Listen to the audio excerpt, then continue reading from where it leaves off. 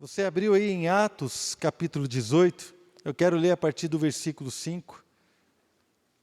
Atos 18, versículo 5 em diante.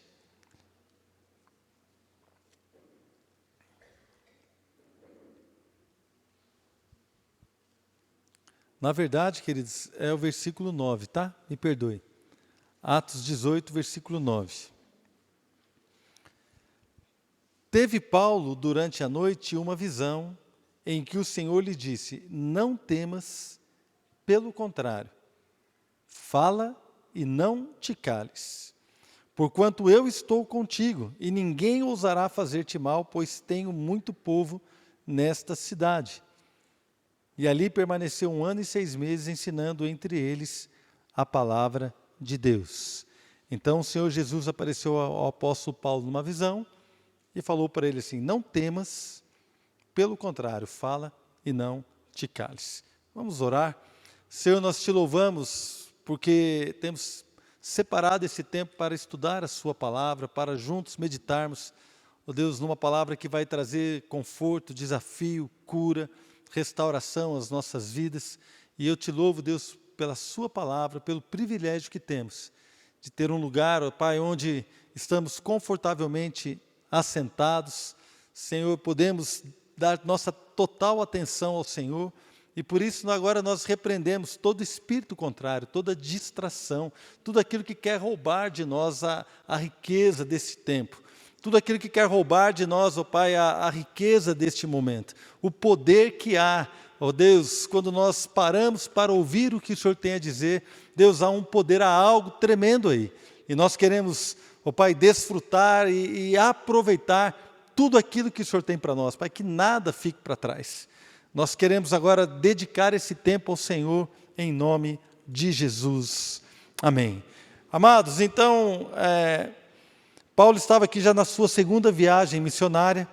Primeira viagem ele fez ali mais pertinho da onde era a igreja que o enviou, de Antioquia. Foi uma viagem menor, e ele fez junto com Barnabé e Marcos, né? Depois João Marcos voltou no meio da viagem, e nessa segunda viagem Paulo está indo com Silas. E nós vemos aqui que o alcance dessa segunda viagem é muito maior. Então Paulo aqui está lá na Grécia, nesse momento ele está na cidade de Corinto. Quando ele está ali naquele lugar e ele tem essa visão nesta cidade. Irmãos, essa cidade era uma cidade muito importante na Grécia, pelo seu comércio, pela sua localização geográfica. Então havia um porto ali muito importante, havia um comércio e havia pessoas de todas as partes do mundo. Corinto era uma cidade cosmopolita, ou seja, havia pessoas de todo tipo. A cultura era uma cultura muito diversa, com muita diversidade, com todo tipo de gente, com todo tipo de idioma. E Paulo chega àquela cidade, uma cidade importante, uma cidade, os gregos amavam a filosofia.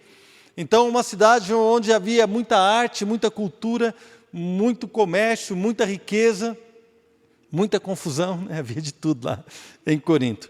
E Paulo chegou ali. Eu peguei aqui um relato, né, de um estudo que diz que havia pelo menos 26 templos na cidade de Corinto, para várias divindades. A deusa Afrodite. Alguns historiadores dizem que havia mais de 1000 prostitutas cultuais. Prostitutas que serviam no templo, né? Com a prostituição, elas adoravam a deusa Afrodite, deusa do amor. Então, esse era um dos 26 templos para várias divindades, de todo tipo, dos deuses romanos, deuses gregos, da Ásia, de tudo quanto é tipo, de todo jeito, tinha gente para tudo. E Paulo chegou ali e havia também uma sinagoga, e o apóstolo Paulo começou a pregar na sinagoga. Imagine, irmãos, a luta, a dificuldade daquele momento. E eu comecei a perguntar para o Senhor, eu falei assim: Senhor, o Senhor falou para Paulo: não temas.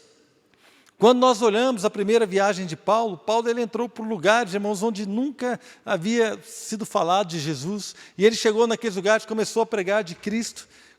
Paulo chegou a ser apedrejado e levado para fora de uma cidade como morto. Depois ele levantou, lá em 2 Coríntios ele fala sobre essa experiência, que ele subiu até o terceiro céu, ele conhecia alguém, e nós entendemos que ele está falando dele mesmo, naquele episódio que ele foi apedrejado e tido como morto, mas ele se levantou e Deus o curou, o restaurou. Então, Paulo havia enfrentado todo tipo de lutas e dificuldades, e eu e você, nós podemos dizer que o apóstolo Paulo era um cara corajoso. Alguém aqui acha que Paulo não era corajoso para pregar o evangelho?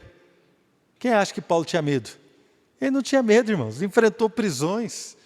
Um pouco antes, aqui no capítulo 16, ele foi preso lá em Filipos, foi açoitado a noite toda.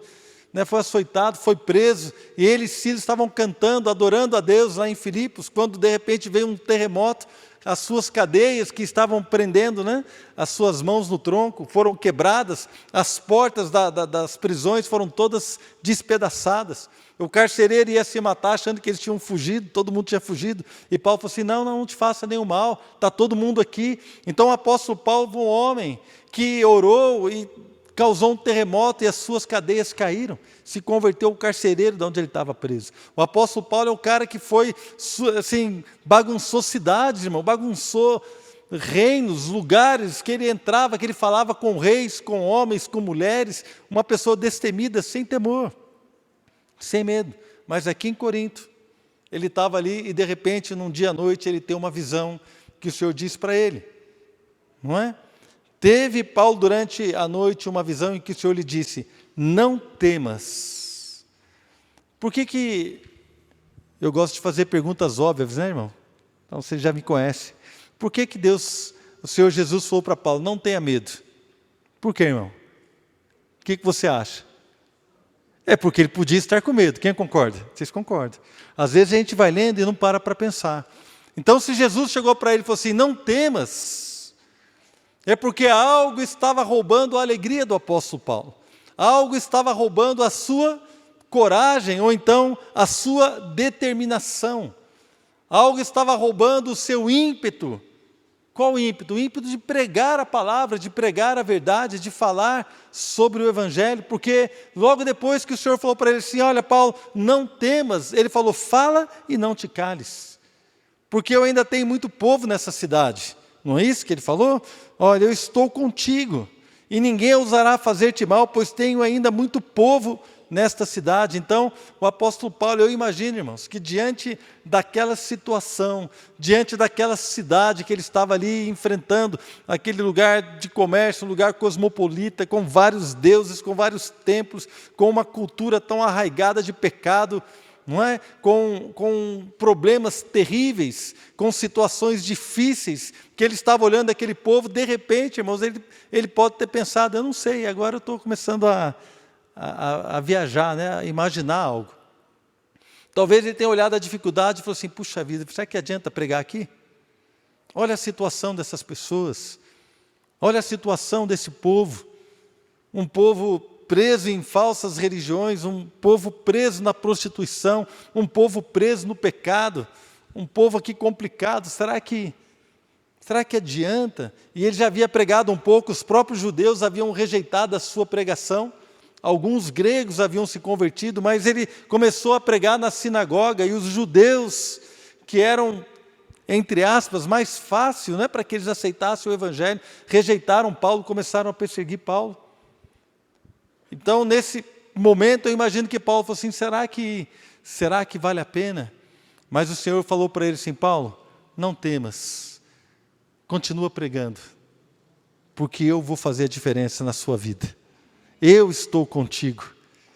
Não temas, Paulo, porque eu estou contigo. Eu ainda tenho muita coisa para fazer nessa cidade. Eu ainda vou tocar muita gente, eu ainda vou libertar muita gente, eu vou estabelecer uma igreja neste lugar. Paulo, não tenha medo do desafio, não tenha medo das lutas, não temas, mas acredita em mim, prega, fala e não te cales. Se você for ver aqui, o Senhor nunca tinha falado isso para Paulo, mas nesse momento talvez de uma indecisão, no momento de um desafio tão grande que talvez ele nunca tivesse enfrentado, algo que fugiu do seu controle, talvez ele não tenha se achado capaz, eu não sei, irmãos. E em algum momento ele teve medo, não medo da sua vida, porque a gente vê aqui, Paulo fala assim, olha, a minha vida não me é preciosa, a não ser que eu cumpra o chamado do Senhor. A minha vida não é preciosa para mim, a não ser que eu cumpra. Paulo fala, estou preparado para viver e estou preparado para morrer, tanto faz. Amém, irmãos? Então Paulo não tinha medo de morrer. Mas eu acho que aqui ele falou assim: Senhor, será que o meu ministério neste lugar vai ser efetivo? Será que eu tenho as habilidades para tocar nas vidas que estão aqui? Será que esse desafio que se coloca diante de mim, como que vai ser? Ele estava ali e o Senhor falou para ele: não temas, Paulo, fala e não te cales. E como é que então Paulo encarou essa luta e esse desafio? Porque Deus queria fazer algo ali. Então, irmãos, quando eu tiro várias lições deste texto, dessa passagem. A primeira lição que eu tiro é que quando nós olhamos algo que parece difícil para a gente viver, para a gente vencer, o Senhor vem e diz assim: não temas, eu estou contigo. Amém? Se há algo difícil para você viver, se há algo arraigado na sua vida que você precisa mudar, se há uma situação que parece que te prende, se há uma marca ou algo que diz que você é assim e que você não vai conseguir, se você talvez tentou algo e não deu certo, eu quero dizer para você: não temas, não desista. Porque Deus ainda está neste lugar e está querendo fazer algo na minha vida e na sua vida. Deus está neste lugar e Deus está disposto a trabalhar na minha vida e na sua vida. Então, quando Paulo pensou em desistir, o Senhor falou para ele: não tema, fale e não te cales. Eu quero te dar uma palavra nessa noite: não tenha medo, irmão, fala. Mas fala o quê, pastor? Fala: eu vou ser diferente, eu vou vencer isso, eu vou vencer aquilo, a minha família vai ser restaurada, o meu casamento vai ser fortalecido, o meu filho vai ser assim, eu abençoo a minha empresa. Fala, querido, não te cales. Libera a palavra de bênção, de vitória sobre a sua vida, libera algo de Deus para a sua história, libera algo de Deus para você falar assim: eu vou vencer, o Senhor está comigo. Ele já não prometeu? Estarei contigo, estarei com você todos os dias. O Senhor é aquele que jamais nos deixará, nunca jamais nos abandonará. Ele está conosco em todo o tempo. O seu nome é Emanuel, que significa o quê, irmãos? Deus conosco. Então o Senhor já disse que vai estar conosco. E talvez num ou outro momento de luta, de angústia, de dificuldade, a gente dá uma: e agora, como que vai ser? Não importa, o Senhor apareceu para Paulo e falou assim: não temas, fala, não te cales, eu estou com você. Deus está falando para algumas pessoas hoje aqui: eu quero andar com você, eu estou com você, eu vou te ajudar a vencer. Amém? Então, quando nós olhamos para essa situação que o Senhor falou com ele, não é? Nós vemos que depois Paulo ficou ali 18 meses e muitas pessoas se converteram. Mas qual foi então o teor da pregação de Paulo? Se o Senhor falou para ele assim: Paulo, fala e não te cales. Quando ele teve essa visão e ele entendeu que ele estava num lugar que era cheio de filosofia, um lugar cheio de sabedoria, um lugar cheio de humanismo, um lugar cheio de divindades e de falsas religiões, um lugar cheio de demônios, cheio de mentira. Então, como que Paulo falou assim: bom, tudo bem, Senhor, o que eu vou fazer? E o Senhor o instruiu. E lá na primeira carta de Paulo aos Coríntios, capítulo 2, queria convidar você a abrir lá em 1 Coríntios, capítulo 2.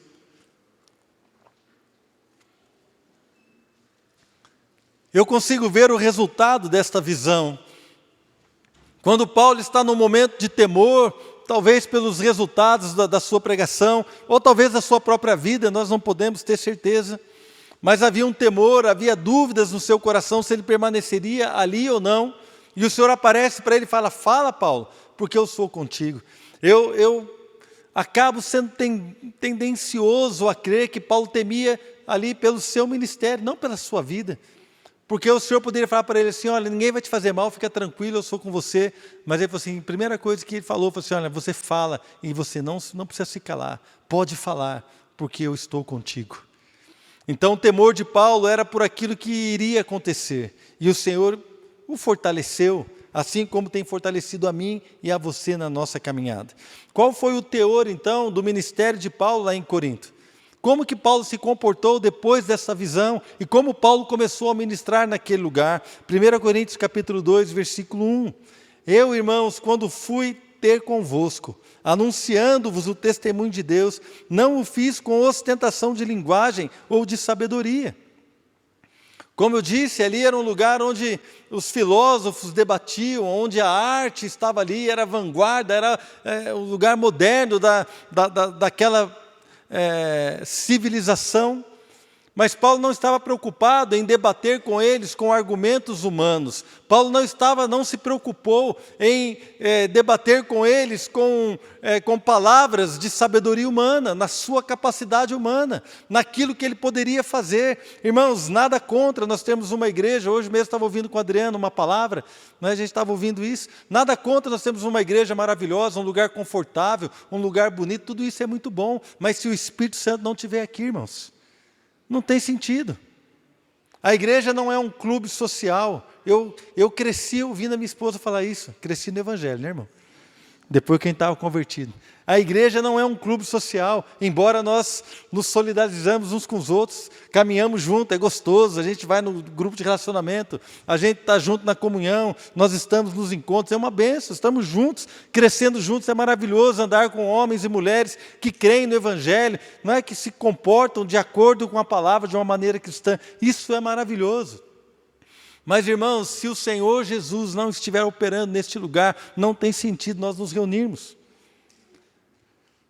Não é muito bom nós termos aqui alguém que recebe a gente quando a gente entra, olha, seja bem-vindo, boa noite, os irmãos ali do acolhimento estão nos atendendo, é maravilhoso, a gente senta, irmão, hoje nós ficamos tranquilos, você se preocupou em se arrumar ali por volta de 5h30, 6 horas, você se arrumou e veio para a igreja, mas o pessoal do louvor aqui, às vezes chega 4 horas da tarde, ficou ensaiando, isso sem contar os dias que eles estão ensaiando durante a semana.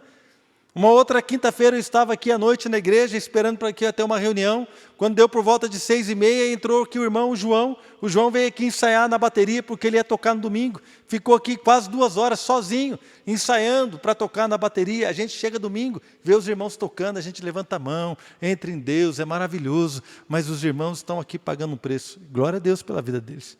É maravilhoso ter uma banda que toca para a gente poder adorar a Deus. Mas se o Espírito Santo não estiver aqui, irmãos, é apenas uma boa música. Amém? Não sei se vocês estão entendendo o que eu estou querendo dizer, não é? O pastor pode estar pregando aqui, posso preparar um sermão, irmão, né? Posso preparar algo aqui maravilhoso, lindo, algo que toque na sua emoção, que você chore e fale assim, nossa, é isso mesmo, nossa, que coisa linda. Sabe aquele filme de romance que a gente assiste, que fica com vontade de chorar no final? Né? Quantos irmãos têm vontade de chorar naquele filme de romance? Deixa eu ver. Os irmãos. Só eu? Obrigado, pastor Fabiano. Mais um corajoso. Marcos. Aí, ó. Está começando a aparecer os irmãos corajosos. Quem já chorou em filme de romance aí? Os irmãos. Não é? Então, querido, nós choramos num filme de romance também. Olha, irmãos, eu não chorava. Depois que eu me converti, eu choro até assistindo Flipper. Sabe aquele negócio do Flipper, golfinho? Já chorei com as minhas filhas assistindo Flipper. Eu chorei uma vez, os irmãos nunca esquecem, né? Do teatro, primeiro encontro de carnaval que nós fizemos. Fizeram um teatrinho de fantoche, irmãos. Eu chorei, mas chorei de soluçar no teatro de fantoche da igreja, para as crianças. E eu chorei. Então a gente chora, irmãos. Né? Glória a Deus por isso. Agora, muitas vezes nós estamos chorando, mas e aí? Se o Espírito Santo não tiver, irmãos, não adianta. Às vezes toca as nossas emoções. Nós não queremos uma igreja emocionalmente tocada. Nós queremos homens e mulheres de Deus. Nós queremos ser uma igreja que tem fogo dentro do seu peito, amém? Que tem fogo dentro do seu coração. Uma igreja que ama a Deus, que deixa o Evangelho causar um impacto na nossa vida, que vive transformações, que não desiste, que não se abala diante de lutas, diante de circunstâncias difíceis. Nós queremos ser como o apóstolo Paulo, que estava lá em Corinto, talvez jururu, triste, o que vai ser de mim nessa cidade? E o Senhor falou para ele, não tema, fale e não te cales. E ele falou assim, quer saber de uma coisa? Eu vou falar, mas o que vai ser? Então ele diz, olha, não vai ser com palavras, com ostentação de linguagem, ou de sabedoria, não, porque decidi nada saber entre vós, senão a Jesus Cristo e este crucificado. E foi em fraqueza, temor e grande tremor que eu estive entre vós. A minha palavra e a minha pregação não consistiram em linguagem persuasiva de sabedoria, mas em demonstração do Espírito e de poder, para que a vossa fé não se apoiasse em sabedoria humana, e sim no poder de Deus. Então eu vejo aqui algumas preocupações de Paulo. Bom, o que eu vou pregar e como eu vou pregar? E a outra preocupação é aonde que a igreja, aqueles que estão me ouvindo, vão apoiar a fé deles? Aonde que eu quero que eles apoiem a sua fé? A primeira coisa que eu quero dizer é o que pregar e como pregar. Então Paulo fala assim, olha, quando eu estive aí para pregar o testemunho de Deus, o testemunho de Deus, não é isso que ele fala? Não é? Então, irmãos, quando eu estive aí entre vós, com temor, com tremor, com uma responsabilidade, com algo no meu coração tremendo, não é?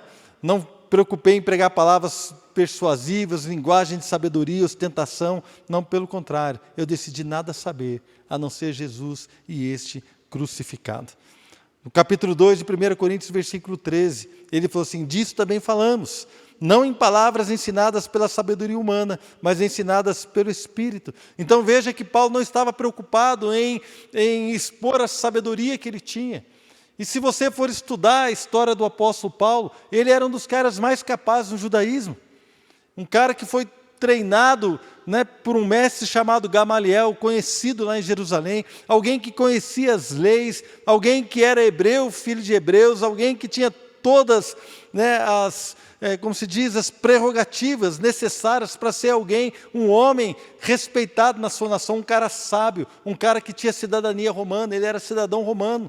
Então tinha alguns direitos que muitos não tinham naquela época. Não é? Tinha uma profissão, tinha tudo. Mas ele falou assim, olha, eu decidi não saber nada. Eu não quis usar a minha sabedoria, eu não me firmei, eu não me apoiei na minha capacidade, mas eu procurei falar palavras ensinadas pelo Espírito. É isso que ele está dizendo, não é? Então, irmãos, colocar-se diante das pessoas e começar a falar para elas que Deus pode perdoá-las, transformá-las, fazer coisas maravilhosas. Esse é o desafio de todo aquele que se propõe a pregar o Evangelho. Não apenas eu que estou aqui na frente com o microfone, mas você também no seu trabalho. Quando você está com o seu colega de trabalho, e você fala para ele assim, Deus pode te perdoar. É um desafio ou não é? Quando você está na sua escola e você quer falar para alguém que Deus pode mudar a vida dele, é um desafio. E como é que nós vamos fazer isso, irmãos? Precisamos ouvir o Espírito e pregar a palavra, não baseado na nossa sabedoria, mas totalmente dependendo do Espírito. Então nos resta, irmão, pregar a cruz. 1 Coríntios capítulo 1, 18. Certamente a palavra da cruz é loucura para aqueles que se perdem, mas para nós que somos salvos, ela é o poder de Deus. Então nós precisamos diferenciar isso. Qual é o poder de Deus? Onde se apoia a minha fé? Onde apoia a sua fé? Não é? 1 Coríntios 1, 22. Tanto os judeus pedem sinais, como os gregos buscam sabedoria, mas nós pregamos a Cristo crucificado, escândalo para os judeus, loucura para os gentios. Mas para os que foram chamados, tanto judeus como gregos, pregamos a Cristo, o poder de Deus e sabedoria de Deus. Nós pregamos a Cristo crucificado. Então, irmãos, por que Jesus foi crucificado? Porque Deus condenou em Cristo Jesus na cruz o pecado. O castigo que me traz a paz estava sobre ele. Irmãos, nós éramos dignos da ira de Deus, todos nós. Mas o Senhor Jesus, Ele levou sobre si a nossa condenação. Deus Pai condenou o pecado em Cristo Jesus na cruz. Ele levou a nossa condenação. Então, quando nós pregamos a Cristo crucificado, tem algumas coisas que vêm embutidas aí. Quando eu falo isso, eu prego a Cristo crucificado. Primeira coisa, por que Jesus precisou ser crucificado? Porque eu e você somos pecadores. Se nós não fôssemos pecadores, Jesus não precisa ser crucificado. Ele foi na cruz por quê? Para sofrer a nossa condenação. Então você precisa ter o entendimento de que você é pecador, você é responsável por Cristo ser crucificado. Quando eu falo você, eu falo de mim também, tá bom, irmão? Me incluo. Nós somos responsáveis por Cristo ser crucificado. A mensagem da cruz fala em primeiro lugar que nós somos pecadores e precisamos de um Salvador, de um Redentor. A mensagem da cruz diz que eu e você não tínhamos como pagar a nossa dívida. Não havia como a gente pagar a nossa dívida. A mensagem da cruz diz que o justo morreu pelos pecadores. Ele foi condenado no nosso lugar para que nós pudéssemos ser justificados, fôssemos salvos. Então, quando Paulo pregava a mensagem da cruz, ele falava tudo isso que nós estamos dizendo aqui. Ele não usava de sabedoria humana. Irmãos, imagina um lugar com 26 templos para todo tipo de Deus, para todo tipo de divindade. Eles não precisavam de uma nova religião. Uma certa vez eu li um artigo de um pregador que foi pregar na Índia. A Índia parece que tem 1 milhão de deuses, irmão. Tem Deus para todo tipo, para todo gosto lá na Índia.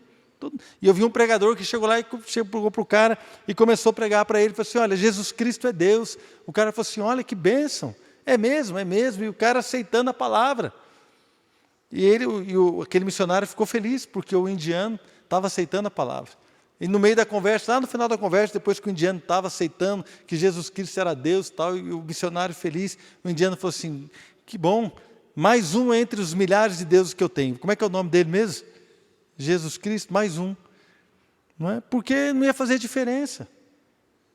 Para ele tanto faz. Imagina você chegar ali em Corinto dizendo que, olha, nós temos aqui, irmãos, mais uma religião. Não ia causar o efeito que o Senhor Jesus queria fazer. Ele queria operar algo novo. Ele queria dizer que o cristianismo, que Jesus não é uma nova religião. Jesus Cristo, a cruz de Cristo, é o poder de Deus. Não é uma nova religião, é o poder de Deus. O poder que opera coisas grandes, irmãos. A cruz tem um significado maravilhoso. Opera algo poderoso em nós. Então, Paulo também tinha uma preocupação. Aonde iria se apoiar a fé das pessoas? Na sabedoria humana? Na sua argumentação? Nos motivos pelos quais ele ia dizer que as pessoas deveriam seguir a Jesus? Não, ele falou assim, precisa estar apoiado no lugar, no poder de Deus. Irmãos, o apoio é um lugar onde você está baseado, onde você pode apoiar. O apoio, muitas vezes, ele te dá um impulso para você chegar a um novo lugar. Eu estava com um pastor aqui do Chile, semana passada, o pastor Nelson, e eu parei num lugar onde tinha uma jabuticabeira. Eu fui mostrar para ele jabuticaba. Você sabe que jabuticaba tem só no Brasil, né, irmãos? Né? Quis mostrar jabuticaba para ele, só que estava alto. E eu falei assim, pega uma ali, estava com o pastoral, pega uma, pastor. Só que estava alto, o que eu fiz? Sabe o que você faz os negócios assim com a mão? Fiz um apoio. Porque quando o pastoral botou o pé nas minhas mãos, através do apoio que eu lhe dei, ele alcançou um novo nível. Ele pôde estar num outro lugar, que sem o apoio ele não chegaria. Então, quando a minha fé se apoia no poder de Deus, o apoio é algo que me leva a um novo nível, o apoio é aquilo que me leva a um novo lugar, o apoio é aquilo que me leva a um novo tempo. Então, quando a minha fé está apoiada no poder de Deus, eu posso ser transportado para uma nova vida, uma vida onde eu estou perdoado, uma vida onde o meu ministério vai ser frutífero, uma vida onde eu estou num novo nível, a minha família vai ser tocada, onde os meus filhos serão restaurados, onde o meu ministério vai crescer, onde, queridas pessoas que eu estou ministrando, elas vão ser tocadas pelo poder de Deus. O poder de Deus serve de apoio para que a gente possa alcançar um novo lugar. Para que eu possa me mover daqui para lá, eu preciso estar apoiado em algum lugar, na minha caminhada cristã, eu preciso estar baseado, apoiado, caminhando, em algo que eu possa apoiar. E o meu apoio, a minha fé tem que estar apoiada no poder de Deus. Essa era uma preocupação de Paulo. Então ele se preocupou em pregar as palavras que foram ensinadas pelo Espírito. A minha fé e a sua fé precisam estar apoiada na mensagem da cruz. Sabe por quê, querido? Porque quando a minha fé quiser vacilar, quando alguém sentir que não está sendo amado, quando alguém sentir que, será que Deus me ama? Nós vamos lembrar da mensagem da cruz. Lá em Romanos 5,8, Deus prova o seu próprio amor para conosco, pelo fato de ter Cristo morrido por nós, sendo nós ainda pecadores. O que é isso? Cristo morreu aonde por nós, irmãos? Na cruz. Então a cruz fala do amor de Deus por nós. Quando a minha fé está apoiada no poder do Evangelho, na cruz do Senhor, amados, eu não posso duvidar do seu amor. Quando o mundo quiser me atrair, de uma forma quase que irresistível com os seus prazeres, quando o mundo quiser oferecer para mim algumas facilidades. Eu vou lembrar, irmãos, que lá em Gálatas fala que o Senhor Jesus, Gálatas capítulo 1, diz que o Senhor Jesus Cristo se entregou a si mesmo pelos nossos pecados. Aonde Ele se entregou a si mesmo pelos nossos pecados? Na cruz. Para quê, irmãos? Para nos desarraigar deste mundo perverso, para nos tirar do mundo com raiz e tudo. Desarraigar é quando você pega aquela planta e você puxa ela e sai com raiz e tudo. Você tira até as raízes, irmãos, para que não nasça mais nada. Então o Senhor Jesus, Ele se entregou na cruz, para que a gente fosse tirado desse mundo. O mundo não pode nos seduzir, irmãos. Esse mundo não tem nada para nós. Então quando você começar a sentir atraído pelo mundo, lembre-se da cruz, onde você foi tirado com raiz e tudo. Não tem mais nada, irmãos. Onde está a raiz de uma árvore, é onde ela pega o seu alimento. As nossas raízes não estão no mundo, as nossas raízes estão no Senhor, amém?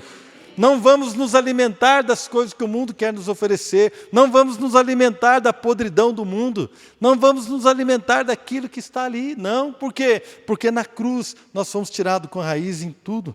Quando aparecerem necessidades, diz lá em Romanos 8:32, ora, aquele que não poupou o seu próprio filho, antes por todos nós o entregou. Aonde o Pai entregou Jesus? Na cruz, irmãos. Aquele que não poupou o seu próprio filho, mas por todos nós ele o entregou. Porventura não nos dará graciosamente com ele todas as coisas. Amados, quando nós estamos pensando nisso, estamos olhando para o Senhor, o poder da cruz faz uma diferença em nós. Porque já não é mais na minha capacidade, não é mais naquilo que eu posso fazer, não é naquilo que eu posso conquistar, mas é naquilo que Deus fez por mim. É naquilo que Deus fez por você. É isso que Paulo entendeu quando o Senhor apareceu para ele. Ele falou assim: Paulo, não temas, fale e não te cales. E Paulo falou assim: como é que eu vou pregar? O que eu vou falar? E ele se preocupou. A fé das pessoas precisa estar apoiada não em argumentação humana, não numa religião, mas no poder de Deus. Então Paulo pregou dessa forma, não é? Quando vier algum tipo de acusação por causa do seu passado, por causa de uma ou outra coisa que você fez ou deixou de fazer, a Bíblia diz que aquele que está em Cristo é nova criação, é nova criatura. As coisas velhas passaram e todas as coisas se fizeram novas. Quando nós estamos em Cristo, através de um compromisso com Ele, de aceitar o seu sacrifício na cruz por nós, irmãos, a cruz é aquilo que faz a diferença na minha vida e na sua vida. Eu quero te fazer uma pergunta nessa noite: onde está apoiada a sua fé?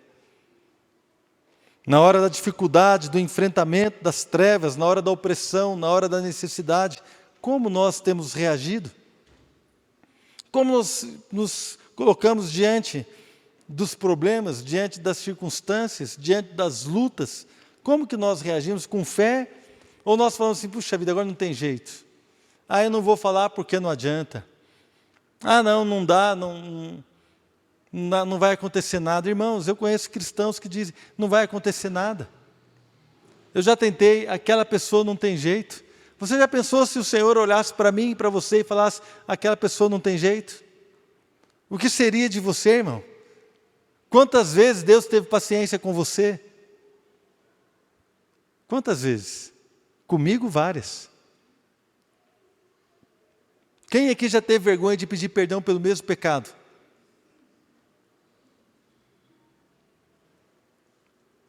A gente tem vergonha, às vezes, de pedir perdão pelo mesmo pecado que cometemos outro dia. E Deus teve paciência conosco. Como que nós vamos ter paciência com alguém que está numa luta, numa dificuldade? Como, irmãos, nós não vamos crer que Deus pode tocar naquela pessoa, naquela vida, que Deus pode tocar no nosso coração e fazer algo maravilhoso? Aonde é que eu vou apoiar a minha fé? Se eu apoiar a minha fé no poder de Deus, irmãos, tudo é possível ao que crê, não há impossíveis para Deus. Se eu apoiar a minha fé no poder de Deus, querido, sabe o que vai acontecer? Nada pode me resistir todos os dias da minha vida. Nada e ninguém pode nos resistir. Irmãos, se nós colocarmos a nossa fé no poder de Deus, nós vamos falar como o salmista falou, ainda que o exército se levante contra mim, eu não terei medo. Amém?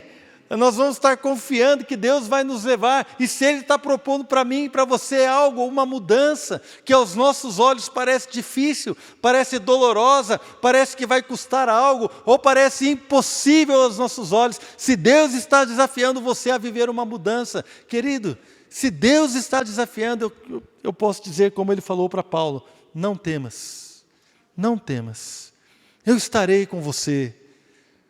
Qual era o desafio de Paulo? Pregar naquela cidade de Corinto. Então Jesus apareceu para ele e falou assim, Paulo, não temas, fala e não te cales. Qual é o seu desafio? Mudar algo na sua vida, eu quero dizer para você, não temas, continue caminhando, não desista. Qual é o seu desafio? É orar pela sua família, não temas, continue orando. Não amaldiçoe a sua família com os seus lábios, abençoe o seu marido, abençoe a sua esposa, abençoe os seus filhos, não desista, não coloque a circunstância mais forte do que a palavra de Deus, não coloque a sua dificuldade como uma muralha intransponível, não coloque a opressão do inimigo como um gigante invencível. Irmãos, nós servimos a um Deus que derrubou muralhas, que derrubou gigantes, que abriu mares, que parou rios. Nós servimos a um Deus que andou sobre as águas, nós servimos a um Deus todo-poderoso, que mudou tanta vida, mudou tanta gente, por que é que Ele não vai mudar você? Por quê? Por que é que Ele não pode tocar na sua história e fazer algo maravilhoso? Eu quero dizer para você, irmãos, Deus fez algo maravilhoso na minha vida, eu sei de onde eu saí, você também sabe de onde você saiu. Eu não queria nada com Deus, eu não estava nem aí para a Bíblia, para a palavra de Deus, eu nem ligava se Deus existia ou não. Nunca me importei com isso, o meu prazer era zombar cristãos, irmãos. Zombava os cristãos que trabalhavam comigo. Perseguia eles, através das brincadeiras, através da zombaria, perseguia. E depois eu me tornei o perseguido no meu trabalho, quando eu me converti. De perseguidor a perseguido. Sabe de uma coisa, irmão? Eu amo ser perseguido por causa do Evangelho. A Bíblia diz lá em Atos que quando os apóstolos foram açoitados, eles voltaram felizes pelo fato de terem sido dignos de receber afronta e açoites por causa do Evangelho. Meu irmão, se você está triste porque alguém te perseguiu na sua família, se você está triste porque alguém te perseguiu no seu trabalho pelo fato de você ser cristão, eu quero dizer para você, muda a chave, alegre-se. Alegre-se. Sabe por quê? Porque bem-aventurados sois quando vos perseguirem por causa do meu nome, disse o Senhor Jesus. Vosso é o reino dos céus. Mas nós não, a gente não quer ser perseguido, a gente quer ser amado por todos. É impossível, irmãos. Se você for um crente de verdade, você vai ser perseguido. Se nunca ninguém te perseguiu, cuidado. Se ninguém nunca te perseguiu no seu trabalho, na sua família, na sua escola, em qualquer lugar, cuidado. Quer que eu diga algo mais para você, irmãos? Vou dizer mais para você. Aquele cara que é crente mesmo, é perseguido dentro da igreja. Os irmãos falam assim, precisa ser crente desse jeito? Se você é crente de verdade, se Deus está fazendo algo na sua vida, você vai ser perseguido dentro da igreja. Nem sei porque eu estou falando isso. Eu fui perseguido dentro da igreja. Mais de uma vez. Zombado. Dentro da igreja. Mais de uma vez. E isso quis entristecer o meu coração e roubar a minha alegria. Mas um irmão chegou para mim e falou assim, não, querido, quando você for perseguido aí que é benção. É claro que você não precisa ser chato para ser perseguido, amém? Vocês estão entendendo, né? Não precisa ser chato, nem chato. Fica de boa. Mas quando você tomar uma postura,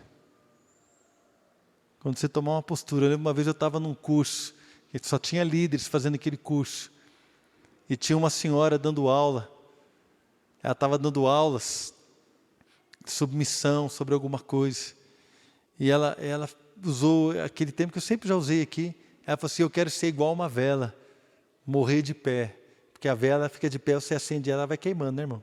vai queimando, ela não tomba. Ela vai queimando, queimando, queimando, até apagar, mas de pé. A vela morre de pé. E ela falou isso, eu quero morrer de pé pregando o evangelho. E eu e a Adriana, nós fomos tocados por essa palavra. E aquele dia nós falamos assim, nós também queremos morrer de pé. E nós choramos, irmão. Choramos mesmo, teve intervalo. Chegou o irmão batendo minhas costas. Crentão, chora até nessas aulas. Amém? Glória a Deus, irmãos. Quando você for perseguido, glorifique o Senhor. Levante as suas mãos e glorifique a Deus. Fale assim, obrigado, Senhor. Obrigado. A minha vida está fazendo a diferença. Amém? Não desanime. Não desanime. Irmãos, uma fé que está apoiada no Espírito e no poder de Deus, olha constantemente para a cruz, ela crê no perdão, ela crê no poder de Deus, ela crê que Deus pode te levar a um novo tempo. Irmãos, Deus queria tanto mudar aquelas vidas que estavam em Corinto, Deus queria tanto tocar aquelas pessoas, Deus queria fazer algo ali naquele lugar, sabe por quê? Porque o nosso Deus, Ele tem prazer em abençoar. O nosso Deus, irmãos, Ele já pagou o preço. Quando Jesus estava lá na cruz, Ele deu um grito e falou, está consumado. Ele já fez a parte dele. Irmãos, e o prazer de Deus é mudar histórias, é salvar pessoas, é tocar vidas, é fortalecer corações, é transformar histórias. Esse é o prazer de Deus. E quando Paulo, não sei por que ele temeu ali, e por um minuto eu acredito que ele pensou em se calar, o Senhor falou para ele assim, não temas, fala, não te cales, porque eu vou trabalhar, eu estou trabalhando, nada está fugindo ao meu controle, eu vou fazer maravilhas nessa cidade, ainda tem muita gente para tocar, ainda tem muita gente para eu abençoar, ainda tem muita gente para eu fazer a diferença. Fala, não te cales, não te cales. Sabe por quê? Porque Deus ainda está trabalhando. Então Paulo entendeu, irmãos, e quando ele entendeu, ele começou a pregar daquele jeito que nós vimos, preocupado em pregar sobre a cruz, para que a fé das pessoas pudesse se apoiar no poder de Deus, e não na capacidade do homem, não numa nova religião. É isso que Deus está querendo falar comigo e com você nessa noite. Aonde está apoiada a sua fé? De que maneira você tem se comportado diante dos seus desafios? De que maneira você vai encarar as mudanças que Deus está pedindo para você fazer? De que maneira você vai encarar os desafios e as mudanças que o Senhor está pedindo para nós fazermos? Veja que Paulo foi ali para pregar o Evangelho para quem não conhecia. E a gente pensa assim, nossa, aquelas pessoas precisavam de Deus. É verdade, aquelas pessoas precisavam de Deus. Mas o apóstolo Paulo também precisava de Deus. E ele era ali o pastor, o apóstolo. Mas ele precisou de uma intervenção de Deus na sua história, para que ele não perdesse o que Deus queria fazer. Então aqui, irmãos, em qualquer lugar nós podemos ter todo tipo de pessoas. Pessoas como eu, que hoje eu sou responsável por pregar. Mas Deus precisa fazer uma obra na minha vida. Pessoas que estão aqui, que são pastores, Deus precisa fazer uma obra na vida de vocês. Pessoas que estão aqui, que são líderes de grupos de relacionamento, diáconos, músicos, obreiros, professores, trabalham em alguma área da igreja, Deus precisa fazer uma obra na sua vida. Pessoas que estão aqui, talvez entraram pela primeira vez na igreja, o Senhor está aqui também para fazer uma obra na sua vida. Pessoas que já tiveram um ministério e hoje não tem mais, estão chateadas com algo, ou então foram aplacadas, perderam o ânimo, perderam a força, mas o Senhor quer fazer uma obra na sua vida. Deus está aqui para fazer a diferença nas nossas vidas. Aonde está apoiada a sua fé? Irmão, se nós nos apoiarmos no lugar certo, o Senhor vai nos levar a um novo nível. Se eu e você nos apoiarmos no poder de Deus, o Senhor vai nos levar a um novo tempo. O Senhor vai nos levar a um lugar para conquistar o que não temos agora. O Senhor vai nos levar a um novo degrau, a uma nova altura, a uma nova conquista espiritual, o que seja, familiar, financeira, não sei. Mas se nós não nos apoiarmos no poder de Deus, sem apoio não tem como sair do lugar. não tem como caminhar. E eu quero perguntar para você nessa noite, aonde é que está apoiada a sua fé? Feche os teus olhos, deixa o Espírito Santo ministrar o teu coração. Aonde está apoiada a sua fé? Muitas vezes você olha e parece que as coisas não mudam, as circunstâncias não mudaram, as lutas estão aí persistindo há anos, há tempos, e tanta coisa acontecendo. Aonde é que está apoiada a sua fé? Se nós agora olharmos para o Senhor e olharmos para a cruz de Cristo, vamos ver ali que Ele nos amou, vamos ver ali que as maldições foram quebradas, vamos ver ali, querido, que o Senhor prova o seu amor para conosco, vamos ver ali provisão, aquele que não poupou o seu próprio Filho, antes por todos nós o entregou, como não nos dará graciosamente juntamente com Ele todas as coisas? Provisão para a nossa vida espiritual, provisão para a nossa vida emocional, provisão para a nossa vida financeira. Nós vamos olhar para a cruz e vamos ver um Deus que continua trabalhando em nós. Vamos ver um Deus que continua desejoso de mudar a nossa história. Quando Paulo pensou em vacilar, quando o apóstolo Paulo, por algum motivo, temeu, o Espírito Santo foi ali, apareceu, o Senhor Jesus apareceu e falou com ele, não temas, continua. Continua porque eu quero trabalhar ainda, não pare agora. Paulo, não pare agora porque eu ainda tenho obra para fazer nessa cidade. Eu tenho algo para fazer nessa cidade. Então escute o Espírito falando ao teu coração. Não pare agora. Não temas, não se cale. Não se cale. Não se cale, mas agora comece a liberar palavras de bênção sobre a sua vida. Eu quero que você agora, querido, comece a orar e que você comece a liberar palavras de bênção sobre você mesmo. O que é que te incomoda? Talvez a sua maneira de ser, você acha que é nervoso demais. Então fala assim, eu vou ser agora uma pessoa diferente.